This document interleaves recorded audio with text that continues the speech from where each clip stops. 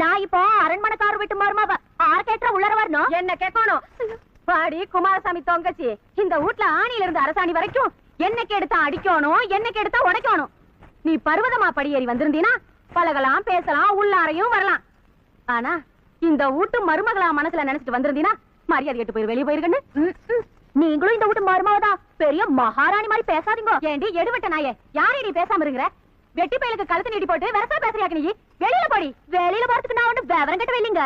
எனக்கு உள்ளார வரத்துக்கு உரிமை இருக்குதாக்கு. அதுக்கு அடையாளமா இந்த அரண்மனை வாரிசு என்ற காலத்துல கட்ட தாலி இருக்குதுங்க. வாரிசா? பைத்தியக்காரி, இந்த அரண்மனைக்கே ஒன்னே ஒண்ணு கண்ணே கண்ணுன்னு என்ற பொண்ணுதான் வாரிசு, வேற ஆம்பளை வாரிசே கிடையாதுன்னு அரண்மனைக்காரி என்னைக்கு அடிச்சு சொல்லி போட்டார். வந்துட்டா. நாங்க ஒண்ணு அள்ளிக்கிட்டு போறதுக்கு வரலீங்க, ஆசீர்வாதம் வாங்கிட்டு போறதுக்கு வந்திருக்கோம் மாமனார் கிட்ட. எது ஆசீர்வாதம்? நல்ல வீலுக்கு நாசமா போற வீலுக்கு இல்லையே.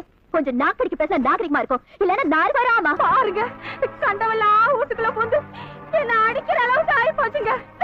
நம்ம பரம்பரை மரியாதையெல்லாம் மறந்து போட்டு வாய்க்கு வந்தது வார்த்தைன்னு பேசுறாளுங்க. என்ற பரம்பரைக்கே ஆகாதவனை கட்டிக்கிட்டு ஆசீர்வாதம் வாங்க வந்துட்டியாக்கும். எங்களுக்கு அடிபட்டு போச்சு நினைச்சியா? நாங்க பூஜை அறைக்குள்ள பூ வச்சுதான் பழக்கம், செருப்ப வச்சு பழக்கம் இல்ல. வானம் போறதுக்குள்ள மறுவாதை வெளியில போயிடு.